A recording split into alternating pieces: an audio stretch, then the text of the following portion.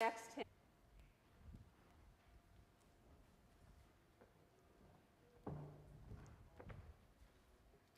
We Are the Church, all verses. Will you stand and sing?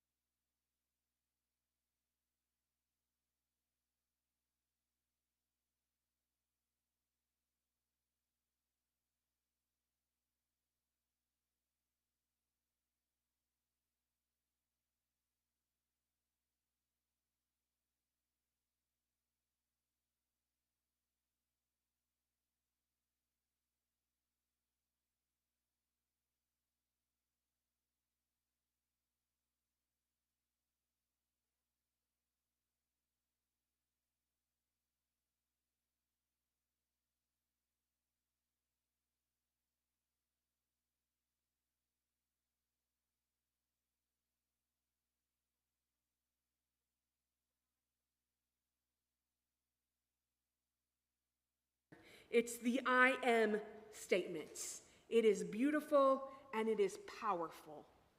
And it allows me to talk about communion.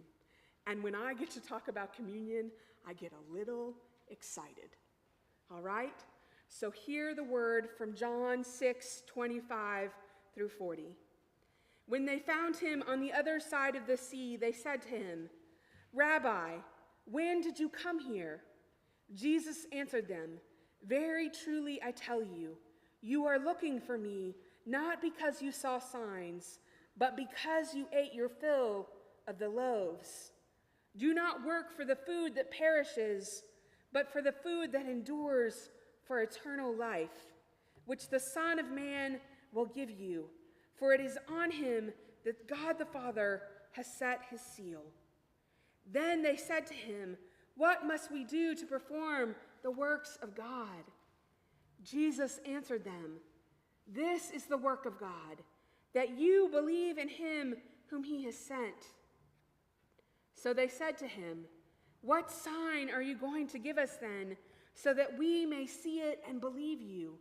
What work are you performing?" Our ancestors ate the manna in the wilderness. As it is written, he gave them bread from heaven to eat. Then Jesus said to them, very truly, I tell you, it was not Moses who gave you the bread from heaven, but it is my Father who gives you the true bread from heaven. For the bread of God is that which comes down from heaven and gives life to the world. They said to him, Sir, give us this bread always. Jesus said to them, I am the bread of life. Whoever comes to me will never be hungry, and whoever believes in me will never be thirsty. But I said to you that you have seen me and yet do not believe. Everything that the Father gives me will come to me, and anyone who comes to me, I will never drive away. For I have come down from heaven not to do my own will, but the will of him who sent me. And this is the will of him who sent me, that I should lose nothing of all that he has given me, but raise it up on the last day.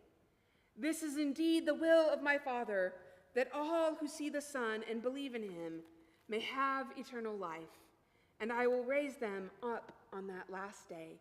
The people of God said, Thanks be to God. I know I keep telling you John's my favorite gospel, but it really is. And one of my favorite scriptures this morning is John 6:35. It's one of the main reasons I stand before you today as an elder. I had a choice. I worked with a lot of youth and children, and lots of people were pushing me to be a deacon. But I knew one thing very clearly. I wanted to be able to be at that table and offer the sacrament of communion for Christ. And I knew I wanted to baptize old, young, in between. I knew I wanted the sacraments. The sacraments are part of my call, and they are so important to me. In fact, at annual conference, a bunch of pastors were talking at lunch, and we were talking about the beautiful thing that communion is. And one of the lay people who was sitting with us said, Pastor Melinda, why do you say everybody's name when they come forward for communion? And the pastors all in agreement said, because that's God's love of calling you by name. I don't know if you realize it, but it's so important for me when I give you communion to say your name and say, this is the body broken for you. God calls us by name. Did you know that Eucharist literally means thanks? It's a sacrament. And when I use that big, huge word, it means it's a religious ceremony that imparts divine grace. St. Augustine said this about the Eucharist. It is an outward and visible sign of the inward spiritual grace. Basically, it's bread and body and blood shed for you for the grace given to you. There's something about communion that is food for our souls. When I stand at this table, do you know that I see a long line of your ancestors? I see those present in the past and the present, and I see your great-great-great-great-great-grandchildren coming to the same table. Isn't that a beautiful view of the table? Past, present, and future.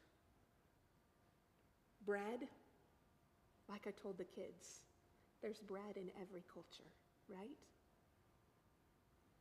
But the beautiful thing about communion is we can be theologically, politically different, and God still welcomes all of us to the same table. You can be